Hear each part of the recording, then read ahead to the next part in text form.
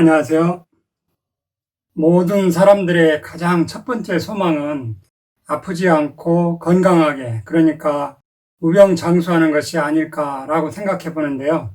그렇게 하려면 어떻게 생활을 해야 할까? 방법론적으로는 여러 가지가 있을 수 있겠지만, 오늘은 먹거리와 관련해서 인슐린 저항성과 고인슐린 혈증에 대해서 알아보겠습니다.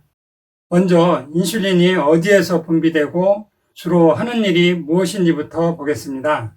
인슐린은 췌장에서 분비되는데요. 췌장은 위자라고도 하는데 위장 뒤쪽에 옆으로 비스듬히 누워있는 형태로 있어요.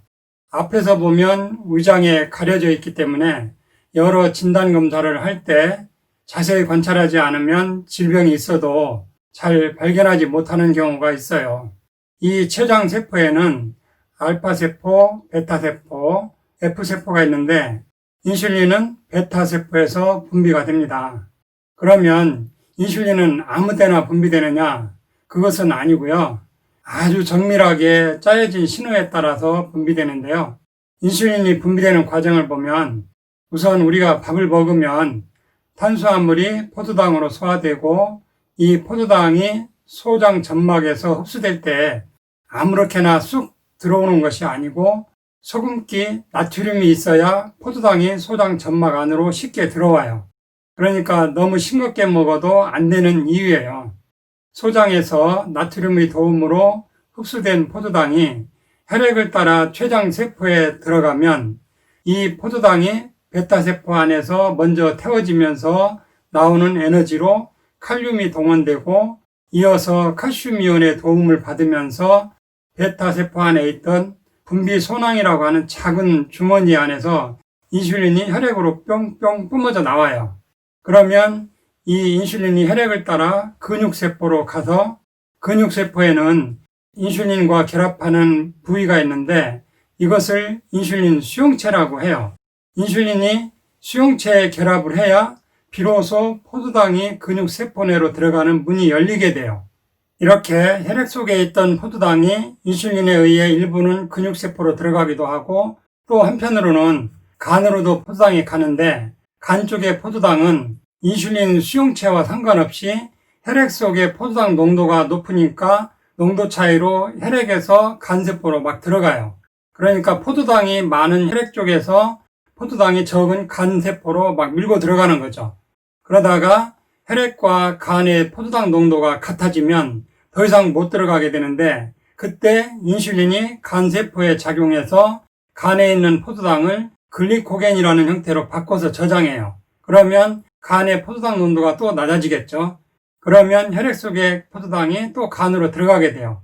간의 입장에서 보면 최대한 포도당을 끌어들이기 위해서 포도당을 글리코겐으로 바꿔서 저장하는 것인데 이를테면 현금 1억을 갖고 다니면 불편하니까 수표로 바꾸는 것처럼 간도 포도당을 계속 끌어들이기 위해 글리코겐으로 바꿔서 저장했다가 나중에 필요하면 포도당으로 바꿔 쓰기 위한 것이죠.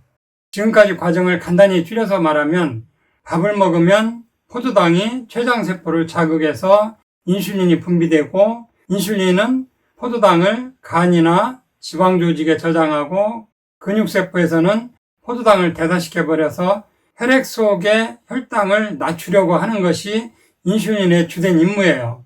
왜 혈당을 낮추려고 하는 것일까요? 혈액 속의 혈당이 너무 높으면 혈액이 끈적끈적해져요. 여러분들 설탕을 그릇에 넣고 녹일 때 너무 많이 넣으면 끈끈하고 끈적거리는 거 보셨을 거예요. 우리 혈액도 당이 높으면 끈적거리고 여기저기 달라붙어서 만성염증을 일으키는 원인이 되는 것이죠. 심지어는 이 포도당이 적혈구에도 달라붙어요. 당뇨 있는 분들 당화혈색소 검사하시잖아요. 당화혈색소가 바로 포도당이 적혈구에 얼마나 달라붙었나를 체크하는 겁니다. 적혈구 수명이 3, 4개월이기 때문에 당화혈색소를 체크하면 내가 3개월 동안 어떻게 먹어왔는지를 나타내는 지표가 되는 것이죠. 당화혈색소를 보면 거짓말 못해요. 3개월 동안 먹어온 기록이 고스란히 남아있으니까요. 그러면 인슐린 저항성이라는 것은 무엇이냐면요. 먹는 습관이 좋지 않다 보면 세포막에 노폐물이 끼고 변성되고 그러다 보면 인슐린과 결합해야 할 수용체 숫자가 줄어들고 인슐린에 대한 민감도가 떨어지면서 인슐린이 제대로 일을 할 수 없게 된 그런 상태를 인슐린 저항성이라고 해요. 인슐린이 많이 분비된 상태인데도 일을 못하니까 야, 왜 일을 안 해? 인슐린이 모자란 거야? 하면서 인슐린을 더 만들어내요. 그러면 혈액 속의 인슐린 농도가 자꾸 더 증가하게 되고 이것을 고인슐린 혈증이라고 합니다. 이렇게 인슐린 저항성과 고인슐린 혈증이 되면 결국은 우리 몸에 치명적인 만성염증들을 일으키게 되는데요. 이와 관련한 내용은 다음 시간에 이어서 하겠습니다. 이상으로 오늘 천약사의 건강과 이야기하기는 여기서 마치겠습니다. 감사합니다.